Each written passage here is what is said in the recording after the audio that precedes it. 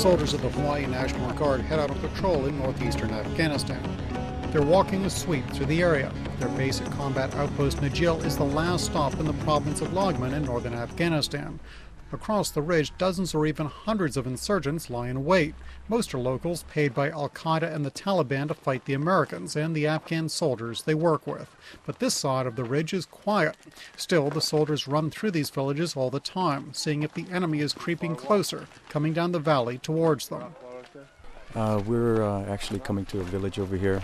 What we're going to be doing is talking to the people, just checking if any Taliban have come down from the mountains, coming through their village, pretty much get information as much as we can. These soldiers are here for a year deployed from Hawaii. It's a far cry from being back home. The conditions in the villages are basic, the living is poor. The people here, they live in a time where it's back there, you know. They still use like Quonset huts. They built up by mud, straw, wood, and stuff like that. So it's kind of interesting for me because I've never seen that. I'm used to brick buildings. Back in Hawaii, a lot of people say, "Don't you live in grass huts?" No, here they do. Part of the reason this valley is quiet is that the Americans make sure the locals are treated well. They interact a lot.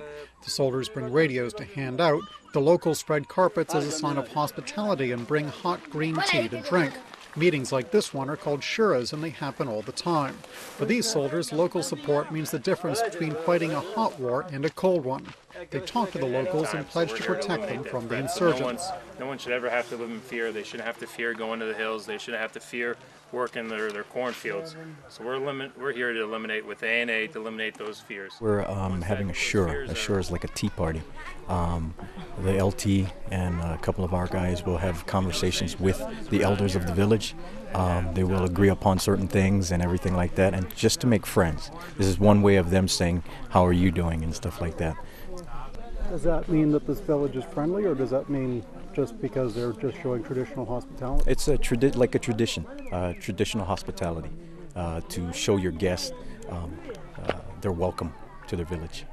So it's actually, this village here is actually a friendly village, a very friendly village.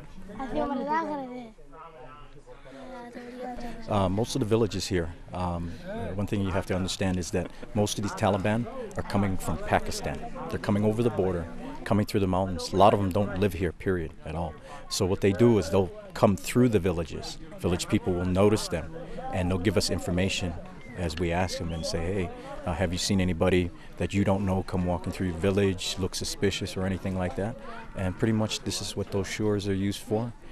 We go in there and talk to them, and they'll let us know, "Hey, we saw this guy coming through our village. He looked suspicious. He was on top of the mountain ridge, looked like he was scouting the area out and stuff like that." So pretty much these shuras help us out a lot. The soldiers wrap up their meeting and head out again. They walk out of the village and up into the hills. It's hot out, the ground is very steep, and it's not much fun trudging up the hillside.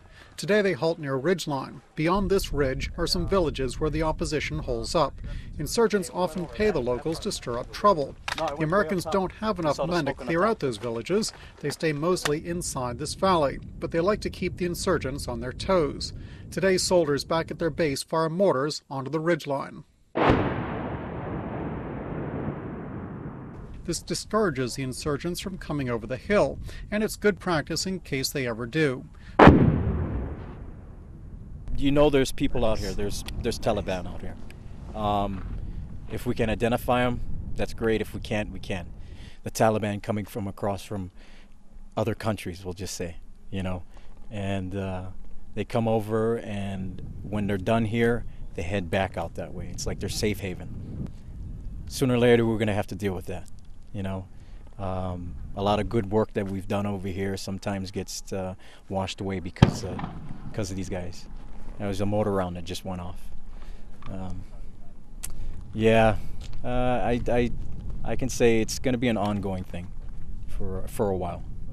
The soldiers wrap up the fireworks display and head home. There's no shelter here from the scorching sun, and they still have a mile to walk back to base. The hills are steep and the days are long. For the others that are here in Afghanistan that volunteered to come up here, we knew what we were getting ourselves into. So pretty much It's an adrenaline rush to a certain point. Back at base, the soldiers have few comforts. They sleep in tents, there's little privacy. It's so uncomfortable they only stay here for 2 weeks at a time before rotating back to the main base for a 2-week rest. There's constant guard duty and endless cleaning of weapons because of all the dust. But there are comforts of home. These soldiers from Hawaii bring some of Hawaii with them. They cook Spam back home and they cook it here as well.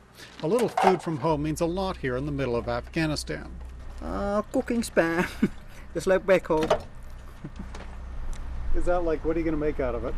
I'm just gonna fry it and that's it. And I'm gonna make also corned beef and onion. That's it, because that's all we get over here. So no vegetables. Yeah, we have a first Spam on that. So being here is sucks, but you know we have to do our job. We have to protect our country. That's all about it. Yeah. At first, you know, like you get homesick, and then all of a sudden, you know, after a while, you get used to it. You get used to the time difference and everything like that. So it's pretty much, I've gotten used to it. It's okay.